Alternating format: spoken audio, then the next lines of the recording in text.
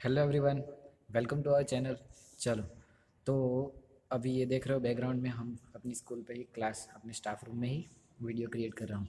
Now चलो, हमने last video में एटम्स एटम्स की प्रॉपर्टी, फिर एटम्स के बारे में बेसिक डिटेल पता करी, फिर एटम की experiment alpha alpha scattering experiment देखा।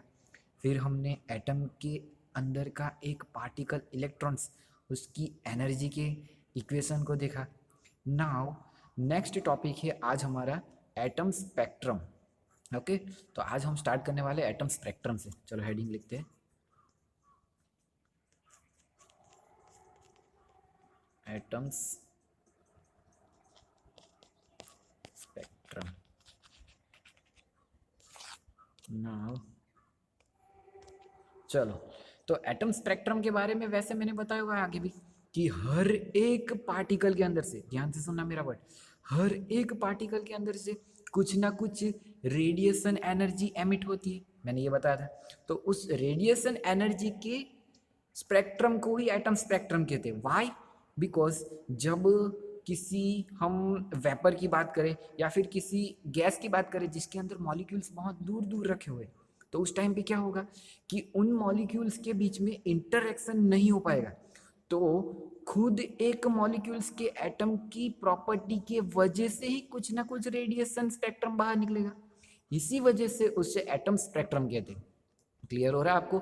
तो एटम स्पेक्ट्रम यानी कि एटम की प्रॉपर्टी की, खुद की कुछ ना कुछ प्रॉपर्टी की वजह से एमिट होने वाली रेडिएशन, उसे कहते हैं एटम स्पेक्ट्रम।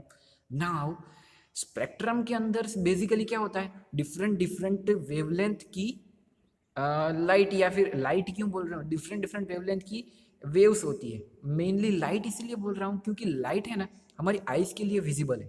देखो, हम किसी अल्ट्रावायलेट वेवलेंथ को या फिर इंफ्रारेड या फिर गामा एक्सरे उन सबको विजिबली देख नहीं सकते, यानी कि हमारी आइज सेंसिबल नहीं है उस वेवलेंथ को देखने के लिए। बट विजिबल लाइट या फिर सनलाइट, जो भी बोलो, वो लाइट हम अपनी आंखों से उसे देख सकते हैं, यानी कि हम सेंस कर सकते हैं। इस वजह से स्पेक्ट्रम में बेसिकली हम बात करेंगे रेफरेंस लेके लाइट का। उससे क्या होगा कि हमें पता चल जाएगा। देखो, आज पावर नहीं है, वरना मैं लाइट ऑन करके, यहाँ पे देखो, यहाँ पे एक लाइट दिख रही है, उससे लाइट को ऑन करके भी दिखा था कि अगर सोचो स्विच ऑन करते तो वहाँ पे लाइट ऑन हो जाती।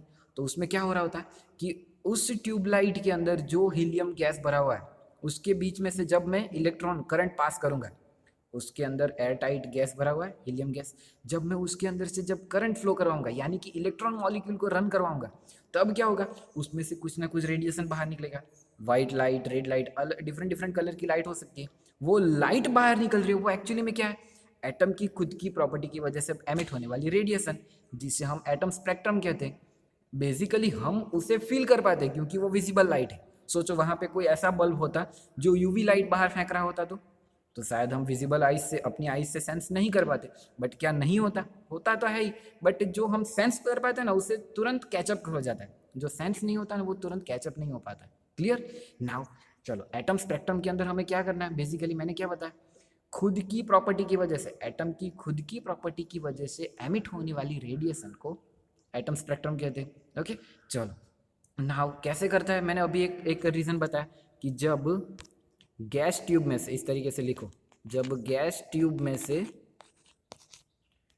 करंट फ्लो करवाओगे, बेसिकली इलेक्ट्रॉन फ्लो होते हैं, करंट फ्लो करवाओगे, देन उस टाइम पे कुछ ना कुछ रेडिएशन एमिट होगी, उससे एटम स्पेक्ट्रम कहते हैं। जब मैं स्पेक्ट्रम बोलता हूँ तो उसके अंदर फिक्स वेवलेंथ की रेंज होती है। यहाँ पे एक वेवलेंथ वाली लाइट, उससे उसके बाद अगर समझना है तो कैसे समझते हैं, हमारे पास अभी कोई लाइट सोर्स ही नहीं है।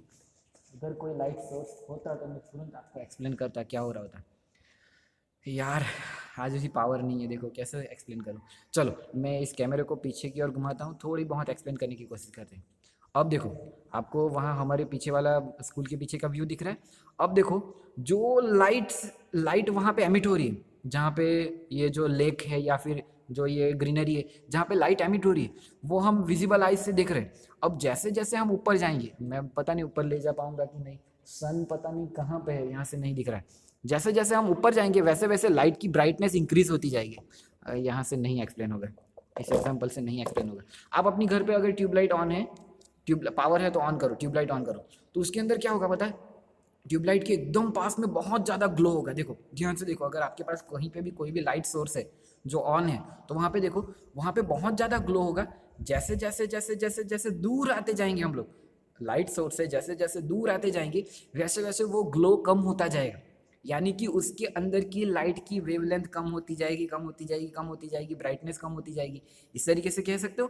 तो यहाँ पे क्या हो रहा है कि एक सेट सेट सेट में हमारा लाइट पूरी तरीके से डिवाइड हुआ है, तो उससे हम स्पेक्ट्रम कहते हैं। स्पेक्ट्रम यानी क्या कि हमें ऐसा लगेगा कि लाइट में बेसिक एग्जांपल दे रहा हूँ, मेनली रेडिएशन है, ओके। लाइट बेसिक एग्जांपल इसलिए क्योंकि हम विजिबल हो पा रहे हैं, मैंने बार बार बता रहा हूँ। तो ऐसा लगेगा हमें कि लाइट थोड़ी थोड़ी थोड़ी थोड़ी थोड़ी थोड़ी थोड़ी थोड़ी डिफरेंट डिफरेंट डिस्टेंस के ऊपर डिफरेंट डिफरेंट टाइप से स्प्रेड हुई है, इस तरीके का लगेगा, तो उसे ही स्पेक्ट्रम कहते हैं। तो स्पेक्ट्रम में कैसा होता है पता है, मैं ड्रॉ करने की कोशिश करता हूँ। चलो, तो मान के चलो कि मैं यहाँ पे एक लाइट स्पेक्ट्रम ड्रॉ कर रहा हूँ। तो इस स्पेक्ट्रम में क्या होगा कि पहले बहुत ज़्यादा लाइट ग्लो, बहुत ज़्यादा ग्लो होगा, तो वहाँ पे इस स्पेक्ट्रम में बहुत ज़्यादा लाइट होगी। देखो मैं इसे थिक करूँगा तो समझो इसकी वेवलेंथ भी ज़्यादा है, उसकी इंटेंसिटी भी ज़्यादा है। जैसे जैसे दूर आते जाएंगे वैसे उसे उसकी लाइट में इंटेंसिटी और ग्लो कम होता जाएगा। क्लियर हो रहा है आपको? क्लियर हो रहा है? देखो मैं थोड़ी सी थिन करते जा रहा हूँ, अगर मैं और लेस थिकनेस यूज़ करूँगा तो और भी थिन हो जाएगा। तो यहाँ पे हमारा सोर्स, मान चलो यहाँ पे हमारा सोर्स है, तो इस सोर्स के अंदर से जो ये लाइट निकल रही है ना, उसका मैंने सेट प्रिपेयर किया है, तो ये जो है ना उसे स्पेक्ट्रम कहते हैं।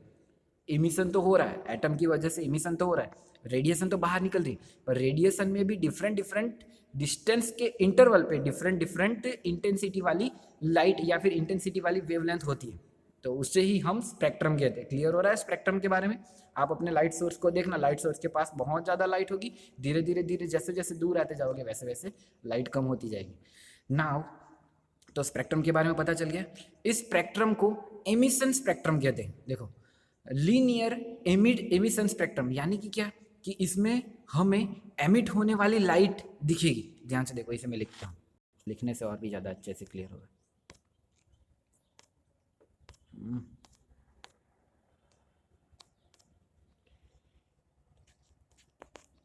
लीनियर एमिशन स्पेक्ट्रम, जो हमने करंट फ्लो करवाया गैस ट्यूब में, उस वजह से जो भी एमिट हुआ उस स्पेक्ट्रम को लीनियर एमिशन स्पेक्ट्रम कहते हैं।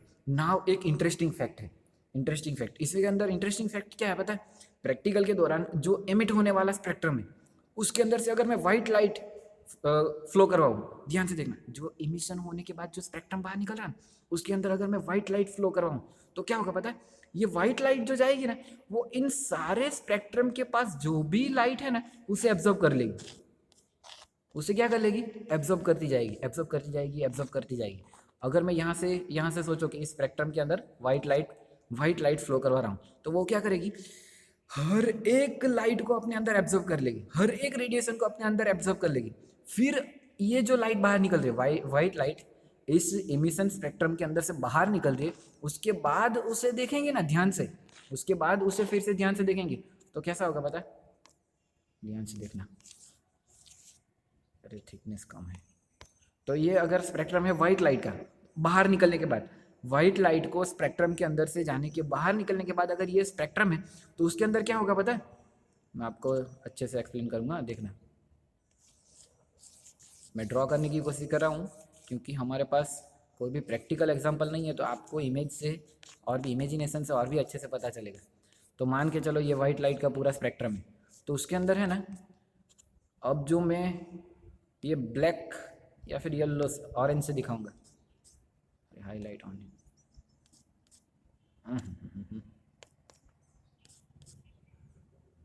देखते रहे ना मैं क्या करने की कोशिश कर रहा हूँ, मैं बताऊंगा। मैं पहले ड्रॉ कर लेता हूँ, मुझे नहीं पता एग्जैक्टली मैं वैसा ही ड्रॉ कर रहा हूँ कि नहीं, बट कुछ ना कुछ तो होगा।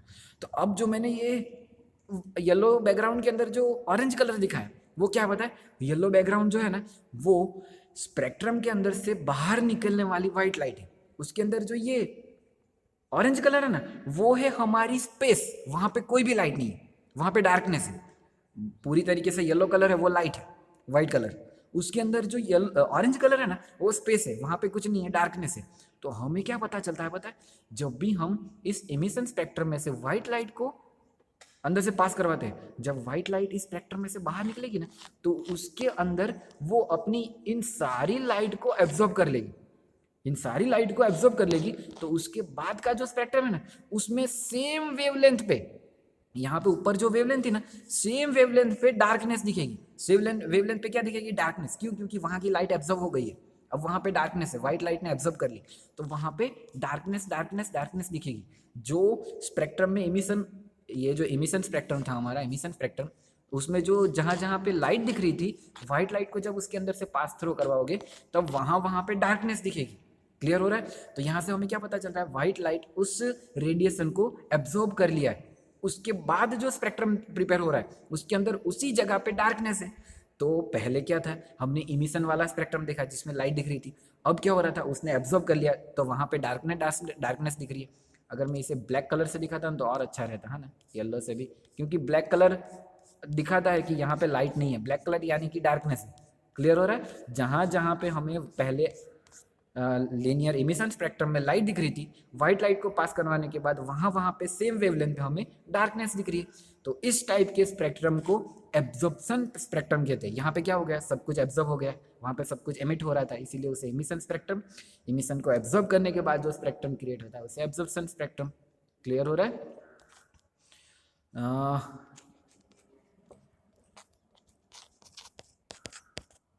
थोड़ा कैमरा बहुत हिल रहा है। एब्जॉर्प्शन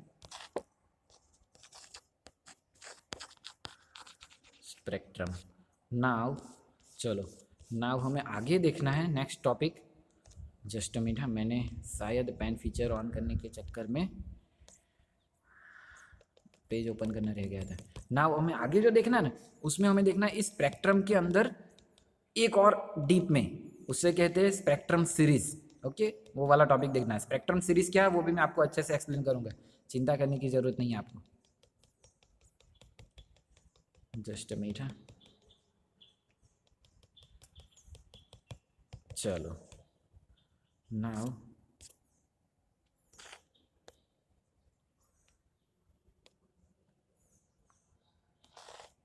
ओके, अभी हम देखने वाले हैं, अरे यार,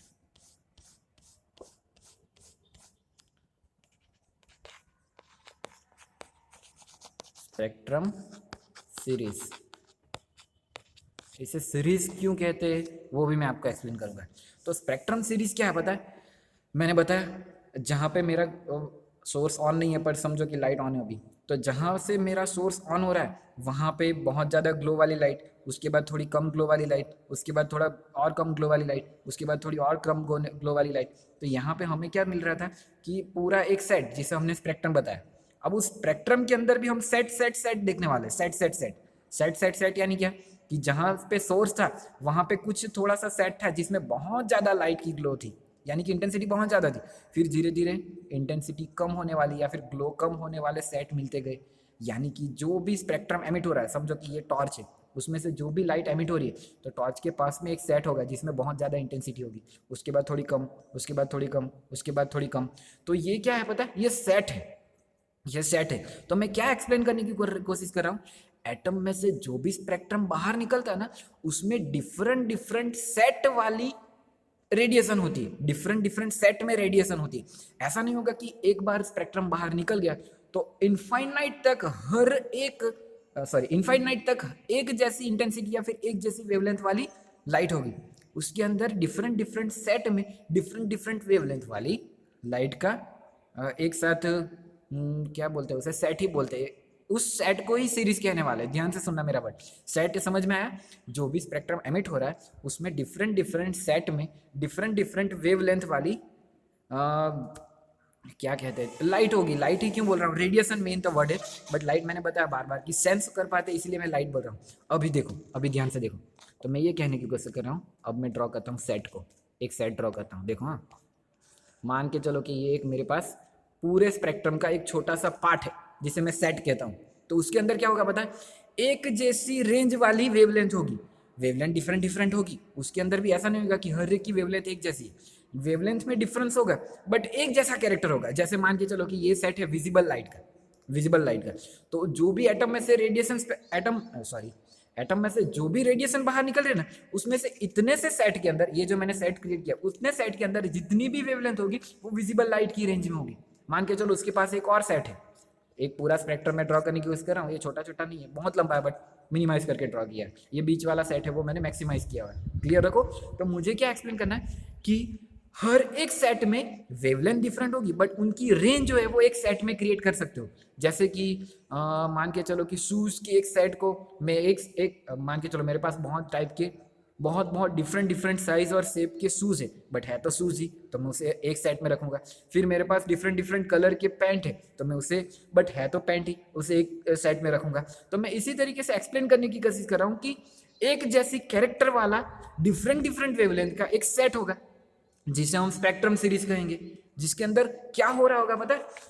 मैंने ये बताया ये विजिबल लाइट का है, तो मान के चलो ये यूवी लाइट का है, अल्ट्रावायलेट लाइट का है, मान के चलो ये इंफ्रारेड लाइट का है, तो इसके अंदर क्या होगा, ये विजिबल लाइट का सेट है, तो इसके अंदर क्या होगा कि इतने से सेट के अंदर जितनी भी वेवलेंथ होगी वो हर एक वेवलेंथ की वैल्यू, अरे ये क्या हो गया, sorry just a second, space कम हो रही है, मैं इसे पॉज करके थोड़ा सा ओके तो मैं ये कह रहा था कि ध्यान से सुना, अब मैं स्पेक्ट्रम सीरीज की डेफिनेशन बताने वाला हूँ। तो मैं ये कह रहा था कि हमारे पास डिफरेंट डिफरेंट रेंज की वेवलेंथ का सेट होगा जिसके अंदर वेवलेंथ डिस्टेंस के इंटरवल में डिक्रीज होती जाएगी, उससे हम सेट कहेंगे। अगर आपको डेफिनेशन अच्छे से नहीं समझ में आएगी तो मैं यहाँ पे कुछ ड्रॉ करूँगा जिससे आपको और भी अच्छे से समझ में आएगा, ध्यान से देखते रहना।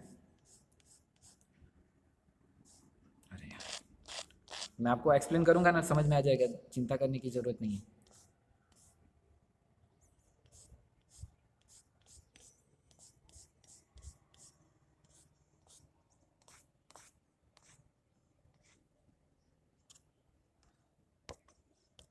जस्ट अ मिनट, हाँ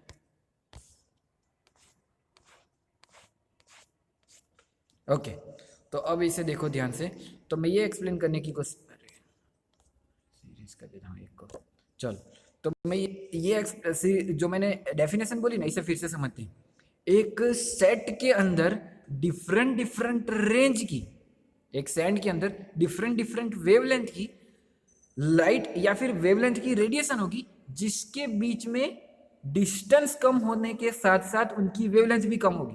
तो यहाँ पे ये जो डार्कनेस है ना, डार्कनेस या फिर थिकनेस, उसे कहेंगे मैक्सिमम वेवलेंथ।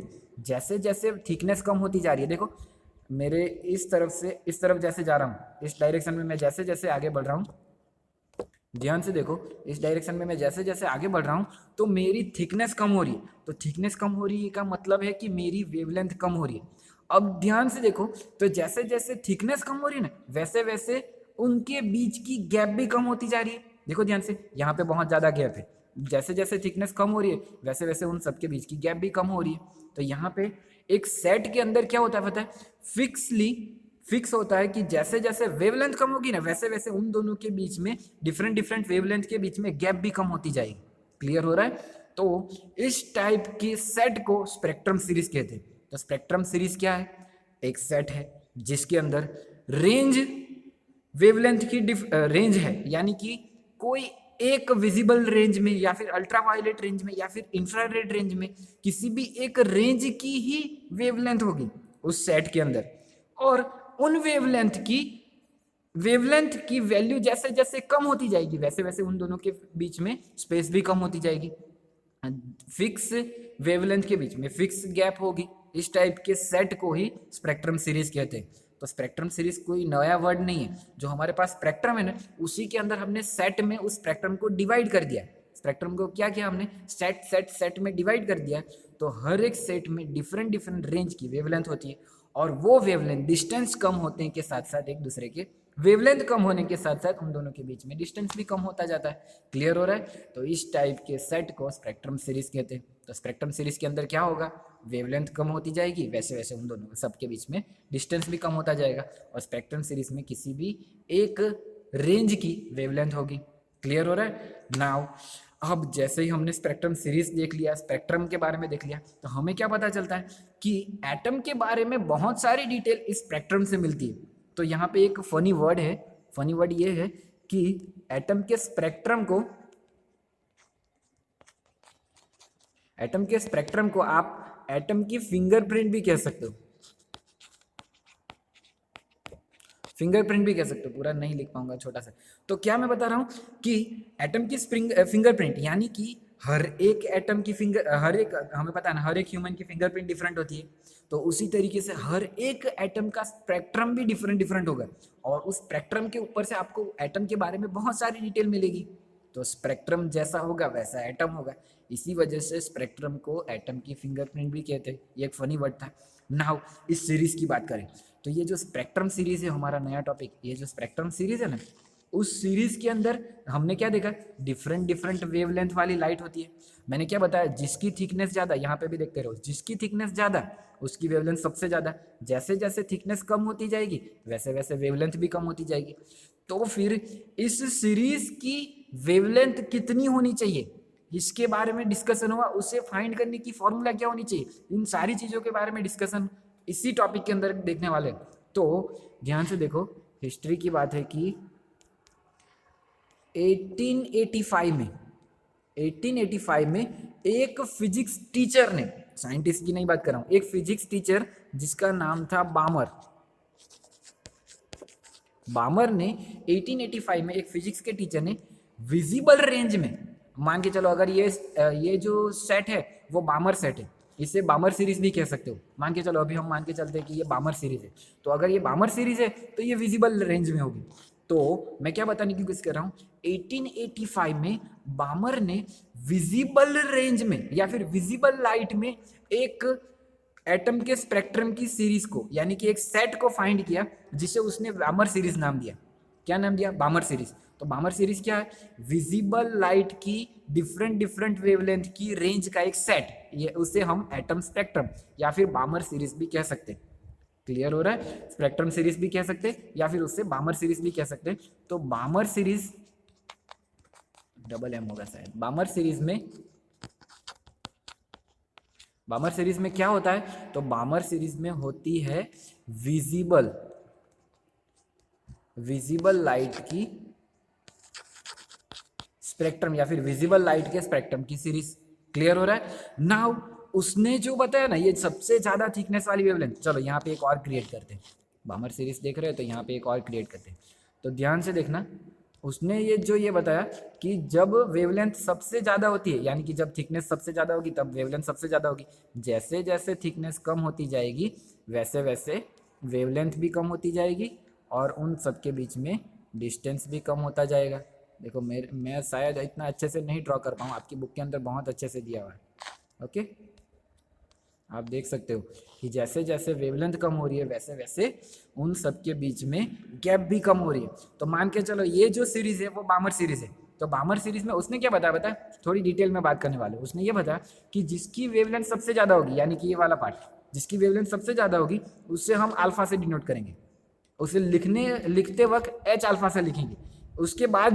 उसके तुरंत बाद की वेवलेंथ सबसे ज़्यादा थिकनेस, जैसे जैसे हम ऐसे इस तरफ जाएंगे वैसे वैसे हमारी वेवलेंथ भी कम होती जाएगी, उन सबके बीच में डिस्टेंस भी कम होता जाएगा, ये हमने देखा हुआ। तो उसके बाद की सीरीज को उसके बाद की वेवलेंथ को बीटा, उसके बाद गैमा, थीटा, और जो सबसे कम वेवलेंथ होगी उससे हम इन्फिनिटी से डिनोट करेंगे। इन्फिनिटी यानी कि बहुत दूर नहीं जाना है, यहाँ पे ही जो सबसे कम होगी उसे हम इन्फिनिटी से डिनोट करेंगे। क्लियर हो रहा है, सबसे ज़्यादा है उसे अल्फा, उसके बाद बीटा, गैमा, थीटा, इस तरीके से साइन होती है। बट सबसे कम को इन्फिनिटी और सबसे ज़्यादा को अल्फा, आपको यही दोनों मेनली याद रखना।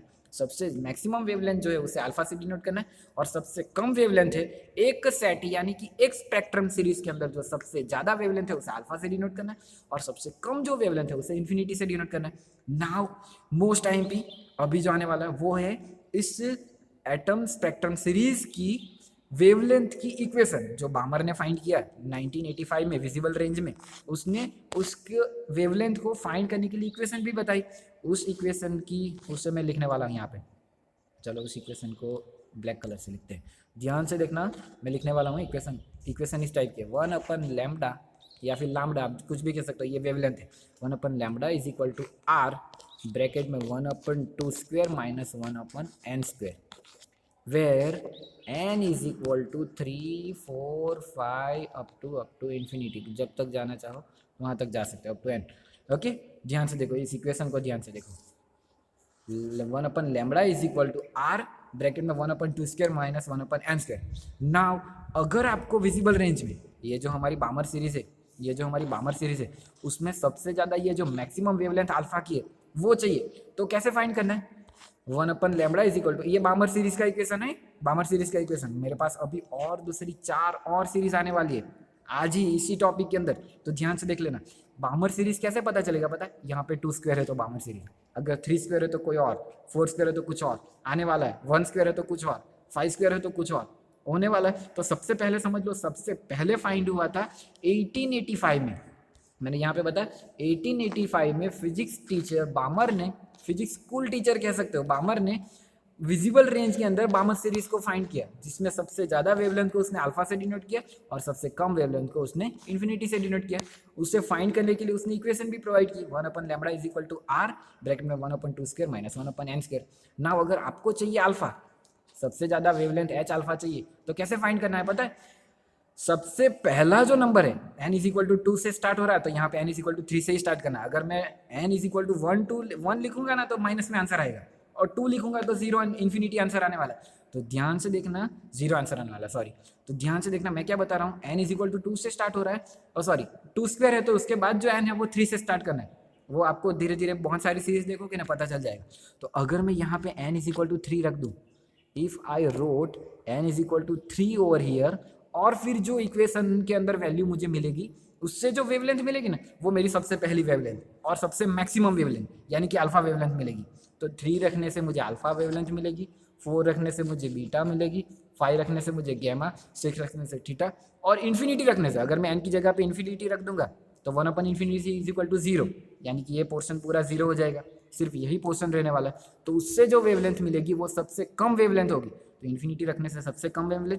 इन्फिनिटी रखने का मीनिंग ये नहीं है कि वेवलेंथ की वैल्यू 0 या फिर इन्फिनिटी होने वाली है, वेवलेंथ मिलेगी कुछ ना कुछ। n is equal to infinity रखना है हमें, तो वो वेवलेंथ सबसे कम होगी, और सबसे पहला नंबर रखने से जो वेवलेंथ मिलेगी वो सबसे ज़्यादा होगी। आपको फाइंड करना है, आपकी बुक के अंदर शायद वैल्यू भी दे के रखी है। एच अल्फा की वैल्यू है अप्रोक्सीमेट 635 समथिंग नैनोमीटर, आप देख लेना, आप अच्छे से देखना। उसके बाद एच बीटा की वैल्यू मुझे पूरी तरीके से परफेक्टली तो रिमेंबर नहीं है, 0.8441.8 नैनोमीटर। ये आपको भी रिमेंबर करने की जरूरत नहीं है, ये तो आपकी बुक के अंदर रखा हुआ है, और मैंने शायद एक बार देखा था, इसलिए थोड़ा जो भी रिमेंबर हो रहा है मैं लिख रहा हूँ।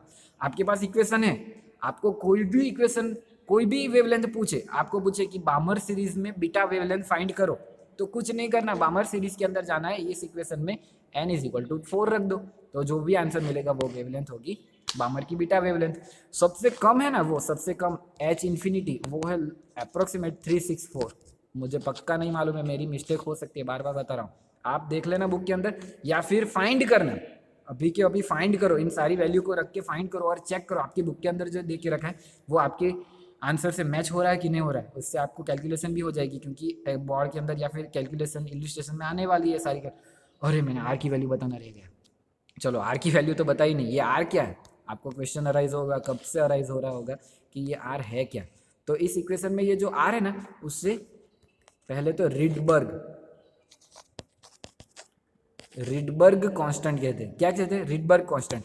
और उस आर की वैल्यू मैं यहाँ पे लिखने वाला हूँ, उस आर की वैल्यू है 1.097 इंटू 10⁻⁷ मीटर इनवर्स। ओके, क्या है आर की वैल्यू, रिमेंबर कर लेनी है, आर की वैल्यू है 1.097 इंटू 10⁻⁷ मीटर इनवर्स। तो ये आर की वैल्यू हो गई, एंड दूसरा क्या हो गया हमारे पास, आर क्या है, रिडबर्ग कांस्टेंट। तो अभी हमें आर पता है, 2² तो पता है, एन की जगह पे डिफरेंट डिफरेंट वैल्यू रखो, डिफरेंट डिफरेंट वेवलेंथ फाइंड करो।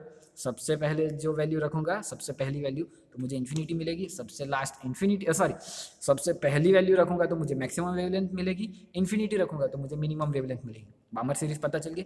नाउ अब मेरे पास ये जो बामर सीरीज है विजिबल में तो विजिबल से ऊपर अल्ट्रावायलेट भी होता है, विजिबल से नीचे इंफ्रारेड, सॉरी किसी भी तरीके से बोलो, ऊपर अल्ट्रावायलेट नीचे इंफ्रारेड, या फिर ऊपर इंफ्रारेड नीचे अल्ट्रावायलेट, आप किस तरीके से जा रहे हो आपके ऊपर है। तो याद रखो विजिबल के आगे पीछे भी अभी हमारे पास रेंज है, तो उस रेंज में भी और बहुत सारे साइंटिस्ट ने वेवलेंथ फाइंड करके रखी है, तो अब उसकी बात करने वाले। तो अब उन सबके नाम पहले मैं लिखने वाला हूँ, नेम लिखने वाला हूँ, सॉरी। तो उन सबके नेम इस तरीके से लाइन में नेम लिखने वाला हूँ। सबसे पहला जो नेम है वो है लाइमन, उसके बाद का नेम है वो हमारा ये बामर, उसके बाद का जो नेम है वो है पाश्चियन, पता नहीं मैं अच्छे से लिख पाऊंगा कि नहीं, उसे पाश्चियन बोलते। उसके उसके बाद है ब्रैकेट, उसके बाद जो है वो फंड, इस तरीके पी साइलेंट है उसके अंदर, मैं स्पेलिंग में बहुत मिस्टेक करूंगा मुझे पता है, बट मैं प्रोनाउन जो कर रहा हूँ वो एग्जैक्ट है, लाइमन बामर पाश्चन ब्रैकेट फंड। आपको ये नाम इस वीडियो को खत्म करने के बाद लाइन में आने चाहिए चाहिए चाहिए, Lyman बामर पाश्चन bracket fund, Lyman बामर पाश्चन bracket, ये करना ही पड़ेगा वरना आप इजीली मार्क्स लूज कर दोगे, ये इतना इजी है। ओके, नाउ हम उसके इक्वेशन के साथ उसे देखने वाले हैं। तो सबसे पहला लाइमन है, तो यहाँ पे देखो इस पेज के अंदर मैं सबकी हर एक की इक्वेशन यहाँ पे लिखने वाला हूँ डिफरेंट डिफरेंट कलर से। तो सबसे पहले इक्वेशन लिखते हैं लाइमन के लिए, मैं एल वाई लिखूंगा तो समझ जाना ये लाइमन के लिए, 1/λ is equal to R bracket में लाइमन, देखो बामर से भी पहले, देखो बामर से भी पहले लाइमन है, तो बामर में 2 स्क्वायर से स्टार्ट किया था, देखो इक्वेशन को, अगर बामर में 2 स्क्वायर से स्टार्ट किया था और लाइमन बामर से भी पहले, देन लाइमन के अंदर क्या होगा 1 स्क्वायर, तो 1/λ is equal to R 1/1 square minus 1/n square. ना अभी आपको पता होगा n कहाँ से स्टार्ट होगा, इफ 1 स्क्वायर है तो ये n स्टार्ट होगा 2 3 4 5 से, और अगर मैं n की जगह पे 2 लिखूंगा तो मुझे लाइमन सीरीज के अंदर, ध्यान से सुनना, अगर n इज इक्वल टू मैं 2 लिखूंगा तो मुझे लाइमन सीरीज के अंदर h अल्फा मिलेगी। मैंने क्या बताया, डिफरेंट डिफरेंट सेट है हमारे पास, अभी यहाँ पे आपको पहले बता देता हूँ। चलो, ये जो लाइमन सेट है ना, ये लाइमन सेट वो यूवी लाइट के लिए, ये जो लाइमन सीरीज है हमारे पास वो अल्ट्रावायलेट लाइट के लिए, बामर हमने क्या बताया विजिबल लाइट के लिए। उसके बाद जो ये सारी सीरीज है ना वो हमारी इंफ्रारेड के अंदर है, इंफ्रारेड या फिर उससे भी एक्सरे गामा हर एक के अंदर जाएगी। बट याद रखो हर एक सीरीज की अंदर की वेवलेंथ डिफरेंट डिफरेंट रेंज को दिखाती है, यूवी लाइट की रेंज, विजिबल लाइट की रेंज, विजिबल लाइट तो पता है ना एक ही लाइट नहीं, एक ही वेवलेंथ नहीं, हमारे पास पूरी रेंज है विप जी, और हमने देखा था याद है ना, रेड से लेके वायलेट तक डिफरेंट डिफरेंट वेवलेंथ होती है। उसी तरीके से ये इंफ्रारेड की पूरी जो रेंज होती है उसके अंदर ये सारी सेट है, क्लियर हो रहा है, सारी सीरीज है ये कह सकते हो। तो ये जो लाइमन है, ये लाइमन वो हमारी यूवी लाइट के अंदर है, यूवी लाइट की रेंज में। तो अगर आप n इज इक्वल टू 2 लिखोगे लाइमन इक्वेशन में, यहाँ पे n की जगह पे अगर 2 लिख दोगे तो आपको यूवी लाइट के अंदर या फिर लाइमन सीरीज के अंदर सबसे मैक्सिमम जो वेवलेंथ होगी लाइट की वो आपको मिल जाएगी, और n is equal to infinity रखोगे तो सबसे कम वेवलेंथ मिलेगी। चलो अब बात करते हैं लाइमन के बाद बामर, फिर से बात करनी है, बामर की इक्वेशन तो हमने देखी हुई है, 1/λ इज इक्वल टू आर 1/ बामर के लिए 2 स्क्वायर, देखो मैंने इसीलिए लाइन में लिखा है, नंबर 2 पे आता तो बामर, नंबर 3 पे पास्चन, नंबर 4 पे ब्रैकेट और 5 पे फंड माइनस 1/n स्क्वायर। अभी मैं यहाँ पे n is equal to start कर रहा हूँ 3 4 5 up to dash dash dash. चलो अब तो आपको पता चल गया n इज इक्वल टू थी तो maximum alpha series, n is equal to infinity तो मिनिमम इन्फिनिटी सीरीज, ऐसा भी कह सकते हो। चलो then another one, third number पे पाश्चन, मैं स्पेलिंग में मिस्टेक कर सकता हूँ, बार बार बता रहा हूँ, 1/λ इज इक्वल टू आर। अब तो इक्वेशन याद रह जाएगी, आर क्या है रिडबर्ग कांस्टेंट, उसकी वैल्यू क्या है 1.097 इंटू 10⁻⁻7 मीटर इनवर्स, याद रख लेना भाई बहुत जरूरी है। अगर ये पाश्चन 3 नंबर पे है तो पहले 3 स्क्वायर माइनस 1/n स्क्वायर, और यहाँ पे फिर n कहाँ से स्टार्ट होगा, 3 है तो 4 5 6 इसी तरीके से होगा। नाउ चलो उसके आगे देखते हैं हम लोग नंबर 4, हाँ यहाँ पे ब्रैकेट, अरे चलो ब्रैकेट की इक्वेशन लिखते हैं, तो 1/λ is equal to R, bracket में 1/ नंबर 4 पे ब्रैकेट तो 4 स्क्वायर पहले माइनस 1/n स्क्वायर। अब यहाँ पे क्या होगा n इज इक्वल टू 5 6 अब तो आना चाहिए, और 5 रखूंगा तो सबसे मैक्सिमम यानी कि इन्फिनिटी से अल्फा सीरीज मिलेगी, और इन्फिनिटी रखूंगा तो सबसे मिनिमम यानी कि इन्फिनिटी सीरीज मिलेगी। क्लियर हो रहा है? तो अल्फा सीरीज सबसे मैक्सिमम वेवलेंथ दिखाती है, सॉरी अल्फा सबसे मैक्सिमम और इन्फिनिटी सबसे मिनिमम। ओके चलो last one, Lyman Balmer Paschen bracket, और लास्ट वन जो है वो है फंड। तो यहाँ पे मैं फंड के बारे में येलो से लिखूंगा, पता नहीं दिखेगा कि नहीं, नहीं दिखेगा शायद, दिखेगा दिखेगा। फंड सीरीज ओके, तो फंड की इक्वेशन होगी 1/λ इज इक्वल टू आर, दिख रहा है ना, ब्रैकेट में 1/5 स्क्वायर, फंड 5 नंबर पे माइनस 1/n स्क्वायर, और यहाँ पे n इज इक्वल टू कहाँ से स्टार्ट होगा, n इज इक्वल टू 6 से, यहाँ पे 5 है तो 6 से स्टार्ट होगा, 6 7 8 up to dash dash dash. अब तो इजी हो गया, Lyman Balmer Paschen bracket Pfund. सबसे मैक्सिमम वेवलेंथ चाहिए तो तुरंत बाद का नंबर रखो, सबसे कम चाहिए तो इन्फिनिटी रख दो, बट लाइन में नेम याद रहने जरूरी है, Lyman Balmer Paschen bracket fund. अगर लाइन में नहीं आ रहे तो समझो गए, बहुत इजी वन है टॉपिक। अभी इसके अंदर एक और है, उसका नाम है हाइपरस सीरीज, हाइपरस ऐसा कुछ है, जो अभी अभी 1953 में फाउंड हुई है, इन्वेंट हुई है। हाइपरस या फिर ऐसा एच पे से नाम शुरू होता है, एच यू लिखते हैं हम उसे, एच यू से, कोई और कलर दिखाता हूँ, ये हैंग हो गया देखो, एच यू से, उसे एच यू से लिखते हैं। अभी वो आपकी बुक के अंदर नहीं है इसलिए मैं नहीं दिखा रहा हूँ, वरना आप अच्छे से लिख सकते हो 1/λ is equal to R, bracket में 1/6 स्क्वायर माइनस 1/n स्क्वायर, उससे हाइपरस ऐसा कुछ नेम है, और वो अभी 1953 में ही इन्वेंट हुई है, बट वो आपकी बुक के अंदर नहीं है इसलिए अभी मैंने यहाँ पे नहीं लिखा है, बट ये आपके जीके के लिए कि हो सकता है आगे अगर आपको कहीं पे काम लग जाए। ओके चलो, तो यहाँ पे हम अपनी लेक्चर को ख़त्म कर दें। अभी यही इक्वेशन लैम्बडा की जगह अगर आपको फ्रीक्वेंसी फाइंड करनी होती तो आपको फ्रीक्वेंसी और लैम्बडा की रिलेशन पता है ना, mu is equal to c by lambda, तो 1/λ को रहने दो, तो आप कन्वर्ट कर सकते हो, म्यू में लिखना है तो लिख सकते हो, अगर फ्रीक्वेंसी चाहिए तो डिफरेंट डिफरेंट वेवलेंथ की जगह डिफरेंट डिफरेंट फ्रीक्वेंसी चाहिए तो, बट वो मैं अभी नहीं दिखाने वाला। आपको नेक्स्ट लेक्चर में ये 5 नेम और उसके इक्वेशन आने चाहिए, Lyman Balmer Paschen bracket fund. Okay चलो यहाँ पे लेक्चर खत्म करते हैं, अच्छे से नोट्स भेजना मुझे, और ये 5 नेम्स अच्छे से रिमेंबर कर लेना। और दूसरा स्पेक्ट्रम सीरीज की डेफिनेशन एंड स्पेक्ट्रम की डेफिनेशन, उस स्पेक्ट्रम के अंदर भी 2 definition, emission spectrum and absorption spectrum, उन दोनों की डेफिनेशन, स्पेक्ट्रम सीरीज की डेफिनेशन, और ये 5 सीरीज के नेम उसके इक्वेशन के साथ। ओके अगर ये 4 थिंग इस वाले वीडियो में से आपने अच्छे से कर ली तो ये इस वीडियो की जो भी डिटेल है वो खत्म हो गई। चलो बाय बाय, मिलते हैं नेक्स्ट वीडियो में। अभी रेगुलर वीडियो अपलोड करेंगे हम लोग, अभी उसके लिए सॉरी जो अभी मैं नहीं कर पाया उसके लिए। चलो बाय, नोट्स भेजना।